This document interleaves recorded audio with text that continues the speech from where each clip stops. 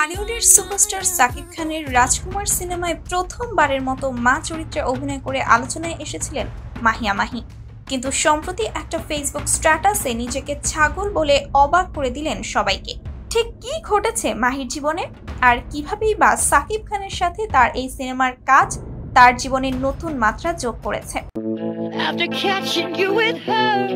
মাহি, যিনি সব সময় তার ভক্তদের সাথে খোলামেলা আড্ডা দেন, এবার একটু ভিন্নভাবে নিজেকে প্রকাশ করলেন। 5ই অক্টোবর তার ফেসবুক পোস্টে মাহি লিখেছেন, ফাইনালি আমি বুঝতে পারছি আমি একটা ছাগল। এরপরে তিনি আশাবাদ ব্যক্ত করেন, এবার আমি মানুষ হব ইনশাআল্লাহ। তবে হঠাৎ করেই কেন এমন স্ট্যাটাস দিলেন মাহি? অনেকেই কমেন্ট করে মজা নিচ্ছেন, আবার কেউ কেউ চিন্তিত কি কারণে মাহি এমন অনুভব করছেন।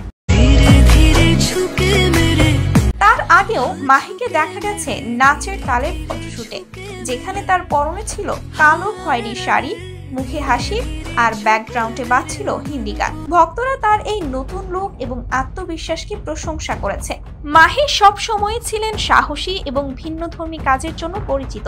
তার ফেসবুক স্ট্যাটাস এবং শাকিব খানের সাথে তার নতুন চরিত্রের মিশেলে তিনি আবারও প্রমাণ করেছেন কেন তিনি ঢালিউডের অন্যতম জনপ্রিয় নায়িকা। তার এই সাহসিকতা এবং খোলামেলা মনোভাবই তাকে এত বছর ধরে টিকে থাকতে সাহায্য করেছে। মাহিয়া মাহির জীবন এবং তার ক্যারিয়ারের এই চমকপ্রদ অধ্যায়ের সম্পর্কে আরও জানতে চাইলে অবশ্যই আমাদের ভিডিওটি দেখুন এবং শেয়ার করুন। পর্দার পেছনের গল্পগুলো জানার জন্য সাবস্ক্রাইব করতে ভুলবেন না।